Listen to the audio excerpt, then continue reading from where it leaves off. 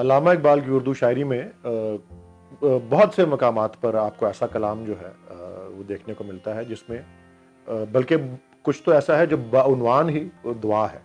اور کچھ بہت سے مقامات پر آپ کو کلام کی نوعیت دیکھ کر اندازہ ہوتا ہے کہ وہ جس کسی سے بھی جس طرح سے بھی اور جس انداز میں بھی اپنی شعر گوئی کر رہے ہیں، وہ اصل میں ایک دعا کا اس میں عنصر نمایاں طور پہ جو ہے وہ پایا جاتا ہے۔ معروف جو ان کی منظومات ہیں ان میں ایک تو وہ کہلاتی ہی دعا ہے، جس میں وہ فرماتے ہیں کہ اور جب آپ اس کے اشعار کو کہ ان کے لفاظی دیکھتے ہیں، آپ ان اشعار کو پڑھتے ہیں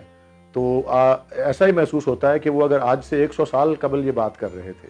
وہ 20ویں صدی میں انہی سالوں میں سن 12 16 18 20 اسی طرح جس طرح اب ہم اس مقام پر 21ویں صدی میں کھڑے ہیں، تو آپ کو لگے گا کہ یہ دعا شاید ہم آج بھی کریں تو وہی دعا ہوگی۔ فرماتے ہیں یا رب دل مسلم کو وہ زندہ تمنا دے جو قلب کو گرما دے، جو روح کو تڑپا دے، اس دور کی ظلمت میں ہر قلب پریشاں کو وہ داغ محبت دے جو چاند کو شرما دے، رفت میں مقاصد کو ہم دوش سریا کر خودداری ساحل دے، آزادی دریا دے۔ اور پھر ایک اور ان کی معروف نظم ہے، اس میں بھی بعنوان وہ دعا ہی ہے، جو کہ طارق بن زیاد جو معروف مسلمان فاتحین میں شمار ہوتے ہیں، وہ جب اندلس کے میدان جنگ میں اترتے ہیں تو وہ اور یہ وہ ایک تو طرح کا محاورہ بن گیا ہوا ہے جس کو آپ انگریزی میں فگر آف سپیچ بھی کہتے ہیں، برن یور بوٹس، وہ وہاں سے آتا ہے کہ وہ اندلس کے میدان جنگ میں وہ ساحل پہ اترتے ہیں اور اب کہتے ہیں کہ جی کشتیاں جلا دو، کیونکہ اب یا ہم فتح کریں گے یا ہم جو ہے شہادت سے جو ہے وہ جام شہادت نوش کر لیں گے۔ تو وہ طارق کی دعا جو ہے، یہ غازی تیرے پراسرار بندے جنہیں تو نے بخشا ہے ذوق خدائی، دو نیم ان کی ٹھوکر سے صحرا و دریا، سمٹ کر پہاڑ ان کی ہیبت سے رائی، دو عالم سے کرتی ہے بیگانہ دل کو عجب چیز ہے لذت آشنائی، شہادت ہے مطلوب و مقصود مومن، نہ مال غنیمت نہ کشور کشائی، عزائم کو سینوں میں بیدار کر دے، نگاہ مسلمان کو تلوار کر دے۔ اور پھر ایک مجھے واقعہ یاد آتا ہے کہ میں ہندوستان میں موجود تھا اور نئی دلی میں جو دلی یونیورسٹی ہے اس کی اردو کے ڈپارٹمنٹ کے اندر مجھے مدعو کیا گیا، اور جو ڈپارٹمنٹ کے ہیڈ تھے اور ان کے دیگر اساتذہ اور کچھ اسٹوڈنٹس بھی، ان سے ہم گفتگو کر رہے تھے، کچھ ان سے پہلے خطاب بھی تھا کلاس روم میں اور اس کے بعد آپس کی گفتگو بھی تھی، اور وہاں جو آپس کی انفارمل گفتگو ہو رہی تھی، ہر کوئی اردو میں اپنی مارکہ آرائی کی بات کر رہا تھا، اردو شاعری کو کس طرح سے وہ جانتے ہیں، کوئی غالب کی بات کو کر رہے تھے، کوئی فیض احمد فیض کی بات کر رہے تھے کہ ان کے کوئی اشعار پڑھ کے کہ بڑی زبردست اس میں باتیں ہیں، اور یہ دیکھیں یہ کس طرح کا شعر ہے غالب کا، یہ کیسا شعر ہے فیض احمد فیض کا، یہ احمد فراز کی کوئی بات ہوئی۔ تو جو ہیڈ آف ڈپارٹمنٹ تھے، تو جو ان میں سے سینئر موسٹ اسراروں میں سے بیٹھے ہوئے تھے، شعبے کے جو سربراہ تھے، انہوں نے کہا یہ سب باتیں تو اپنی جگہ درست ہیں، لیکن آپ کسی اردو شاعر کی ایک ایسی نظم، ایسی خوبصورت نظم لا کے دکھا دیں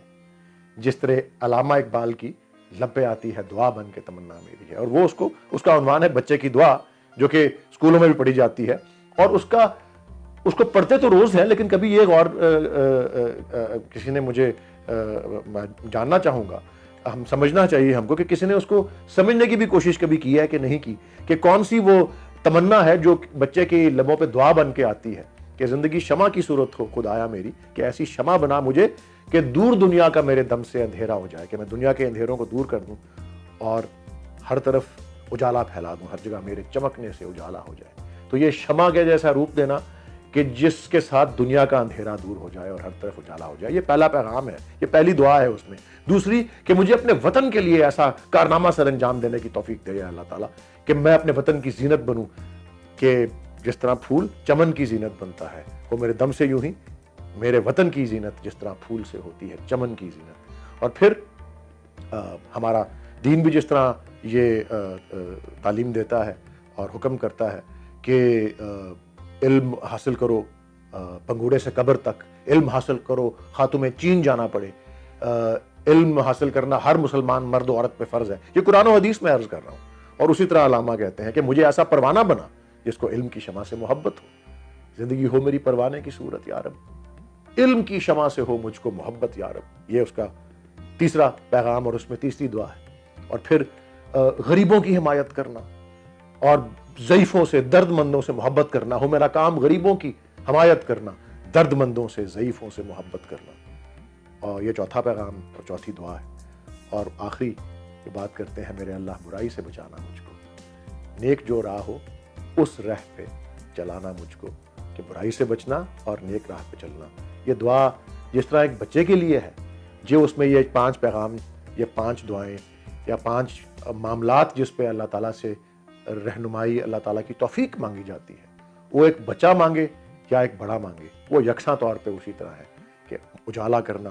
علم کی شمع سے محبت کرنا، غریبوں کی حمایت کرنا، ضعیفوں سے، درد مندوں سے محبت کرنا، اور سیدھے رستے پہ چلنا، وطن کی زینت بننا،